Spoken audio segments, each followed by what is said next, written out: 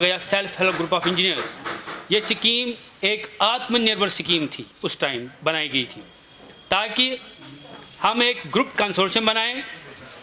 हमारी firm registered है, district industries office में है और उसके बाद हमें सेल्स टैक्स डिपार्टमेंट में रजिस्ट्रेशन करनी पड़ती है। तब से लेके आज तक उनके लिए ये एक रोज़गार का ज़रिया बन गया था। वो कभी कोई अगर 1500 रुपये पे सेल्समैनशिप करता था, उसको वहाँ पे और यहाँ पे उसको अगर स्टेट में अपने होम में कोई प्रॉब्लम थी, उसने वो जॉब छोड़ के यहाँ पे आया, अपने घर में बैठा और इस स्कीम को ज्वाइन किया। तो आज तक इस स्कीम में तकरीबन कम से कम 10,000 लड़के एंगेज्ड है। लेकिन 2020 8 अगस्त को अचानक से इस स्कीम को 2 लाइन से स्क्रैप किया गया, without any reason, without consulting any stakeholder of this scheme. ये हमने उस टाइम उसी वक्त हम सड़कों पे आ गए और आप लोगों ने भी इसको उछाला। हर एक ऑफिसर के पास, चाहे वो लेफ्टिनेंट गवर्नर है, एडवाइज़र है, उनके सामने हमने कोशिश की जाने की, लेकिन अनफॉर्चुनेटली हमें ये समझ नहीं आ रहा है कि लेफ्टिनेंट गवर्नर साहब हमें क्यों नहीं मिल रहे हैं। क्या उनको शायद इल्म है कि ये जो हुआ है ये गलत हुआ है? जो ये अनएम्प्लॉयड यूथ है जिसके लिए वो कह रहे हैं कि हम आए हैं यहाँ पे डेवलपमेंट करने के लिए, हम यहाँ पे अनएम्प्लॉयड यूथ को एम्प्लॉयमेंट देना चाहते हैं। आपको पता ही होगा, रिसेंटली 6 फरवरी को हमारे लेफ्टिनेंट गवर्नर साहब ने हार्वर्ड इंडिया यूएस इनिशिएटिव की उन्होंने जो एड्रेस दिया, उसमें उन्होंने कहा I want to give the job opportunities around 80% of the youth and he quote the Chanakya कि youth is the biggest power. अगर यूथ बिगेस्ट पावर है तो हमारे साथ नाइंसाफ़ी क्यों हो गई? अगर उन्होंने उस टाइम ये समझ लिया कि नहीं, इस स्कीम को वापस लाने के लिए हम कमेटी बनाए और कमेटी उन्होंने बनाई under the chairmanship of AR Bhatnagar साहब, लेकिन आज तक उस कमेटी ने क्या किया? 4 महीने गुजर गए, हम लड़के जो इसमें एंगेज है वो बेचारे बहुत परेशान हैं। Our families are now on the verge of starvation because we don't have now anything to earn for our livelihood. हम जाएं तो कहाँ जाएं?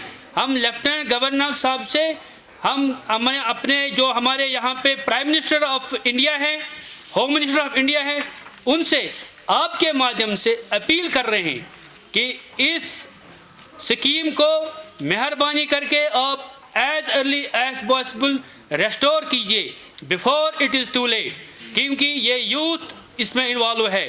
अगर यूथ खुदा न खास्ता अगर ये बेचारे दर बदर की ठोकरें सड़कों पे खाएंगे तो न जाने ये किस तरफ मूड इख्तियार करेगा। और मैं आप लोगों के माध्यम से ये बताना चाहता हूँ कि अगर इस कमेटी जो कमेटी बनाई गई है, अगर इस कमेटी ने 1-2 मीटिंगें की तो वो किस ख्वाब गफलत में बैठे हैं। अगर उन्होंने HODs जो है डिपार्टमेंट से उन्होंने रिपोर्ट मंगवाए कि आप हमें बताइए what are the performances of these groups, these engineers, these technocrats who have worked since 20 years in this scheme, तो लेकिन वो जो HODs ने रिपोर्ट सबमिट किए हैं, हमने भी उसकी कॉपी लाई है अपने पास, हम वो भी दिखाना चाहते हैं आप लोगों को, जिसमें उन्होंने ये लिखा है they are the best ones, they are performing very good. अगर ये सब कुछ भी गया वहाँ पे सेक्रेटरीट में, तो आज तक कमेटी कोई जवाब क्यों नहीं दे पा रही है, कोई डिसीजन क्यों नहीं ले रही है? इस लिहाज से आज मेरे जो यहाँ पे डिस्ट्रिक्ट रिप्रेजेंटेटिव्स हैं, मेरे डिस्ट्रिक्ट प्रेसिडेंट्स हैं जम्मू में, हमारे जो वहाँ के डिवीजन हेड हैं जनाब जगपाल सिंह जी, उन्होंने वहाँ पे भी आज प्रेस कॉन्फ्रेंस की है।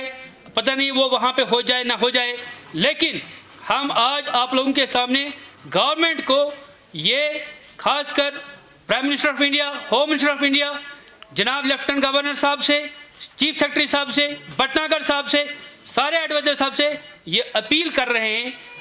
हमने जिस तरह से पीसफुल प्रोटेस्ट किया, एक बार हम अपील कर रहे हैं कि इस स्कीम को रेस्टोर कीजिए as early as possible, otherwise आप मजबूर हमें न करें कि हम फिर से सड़कों पे आएंगे।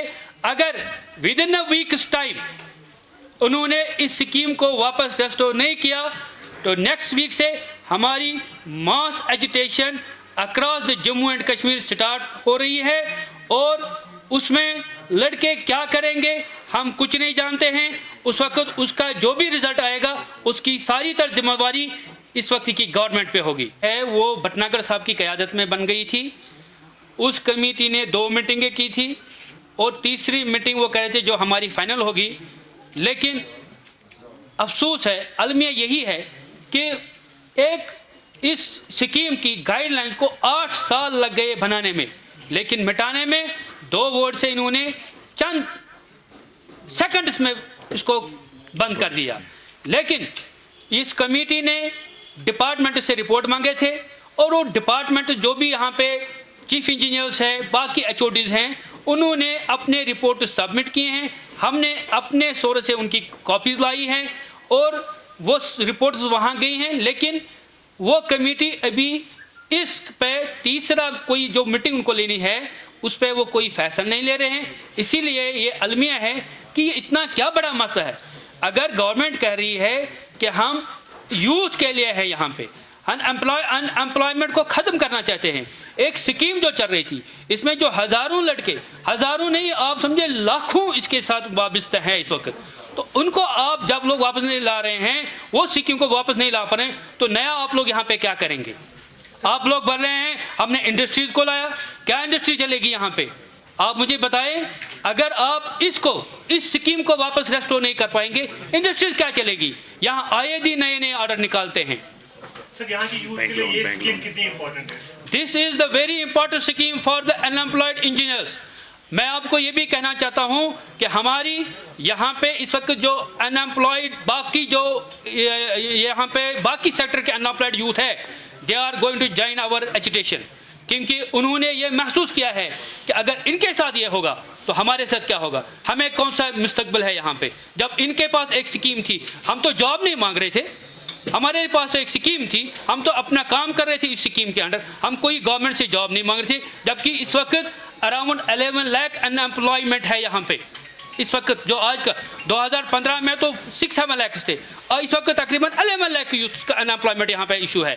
तो कितने आदमियों को, कितने यूथ को ये लोग जॉब देंगे।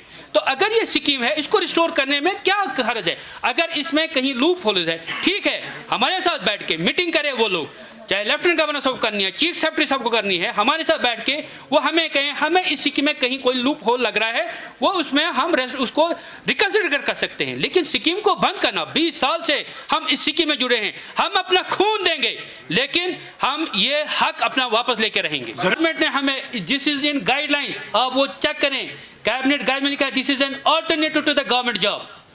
जो आगे alternative to the government job था, जो जब इस स्कीम को आप वापस ले रहे हैं, जो कल को बेचारा नया इन्वेस्टमेंट करेगा वो क्या, उसको क्या उम्मीद है कि उसका चल पाएगा यहाँ पे। तो मुझे नहीं लगता है, पहले उनको इसी को जो पुराने स्कीम्स है जो चल रही हैं, इवन एम्प्लॉयमेंट डिपार्टमेंट भी खुद ये कह रहा है कि ये बहुत अच्छी स्कीम हमारी चल रही थी, जब इसको ये लोग बंद कर रहे हैं तो इंडस्ट्रियल स्कीम्स क्या लाएंगे यहाँ पे।